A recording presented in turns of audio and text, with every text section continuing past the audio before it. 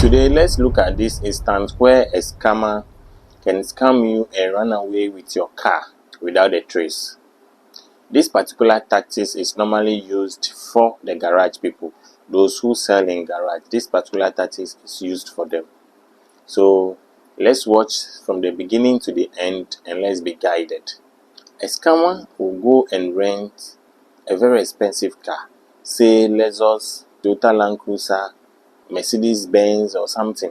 Any expensive car, very expensive one, he will rent such a car. Now normally when you rent a car, especially those expensive cars, and they don't know you, they give you a driver.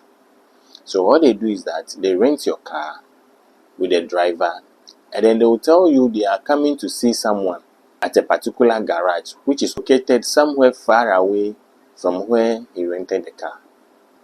So when they get there, they will tell the driver to wait for him in the car and keep the AC on because he wants the car to be very chilled.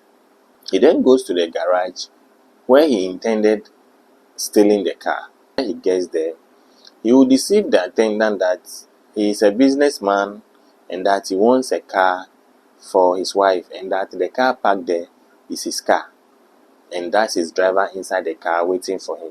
So he needed a very nice car for the wife.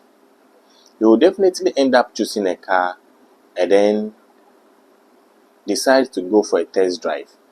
Mind you, I always say this, they are very professional in a way that the way I'm narrating this thing to you is not how he'll just come and be doing everything raw. He will act in a very professional and a very smart way that he's going to engage you very well, that you wouldn't really suspect him. Before then, when he even arrives at the garage, the way he's going to engage you with a lot of talks, a lot of sweet talks, and finally decide on a car. Some even go as far as even dashing you money because if they realize that you are trying to be a bit difficult, they go as far as dashing you money, a very huge sum of money, say let's say 2,000 or 3,000, just to calm you. And after he gives you the money, he will tell you, oh, he's like the car and he wants to buy the car, so he wants to turn around with the car and come back, and that is his car parked over there with the driver. And because he drove in with the driver, parked and dropped out of the car before coming into your garage, you also believe that is his driver actually waiting for him. You will never know that it's a rented car. And he'll be well dressed. So you will never know. Now, because he gave you that money, you will also decide to do something illegal about your business, which is normally not the norm because you felt, oh, you've gotten something. And his car is also parked there, so he can't run away with the car. So you allow him to move the car forward as a test and come back. My brother, as soon as he moved that car, he's gone.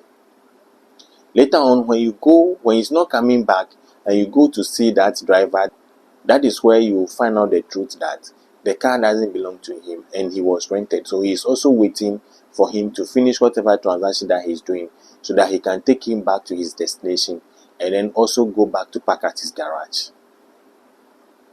That is where you realize that you've messed up.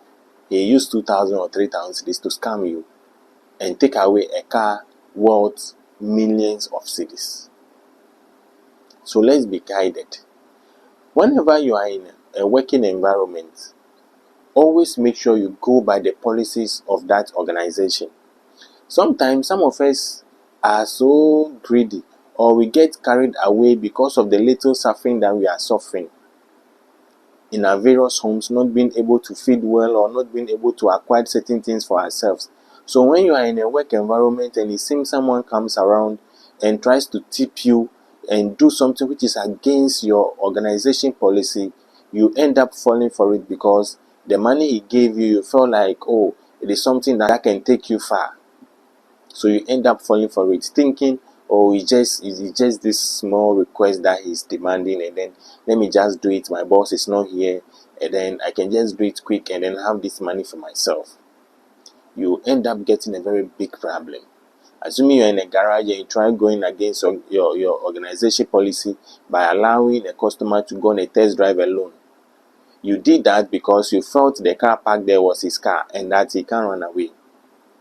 Later, he has run away with the car and you got to realize that the car is a rented car.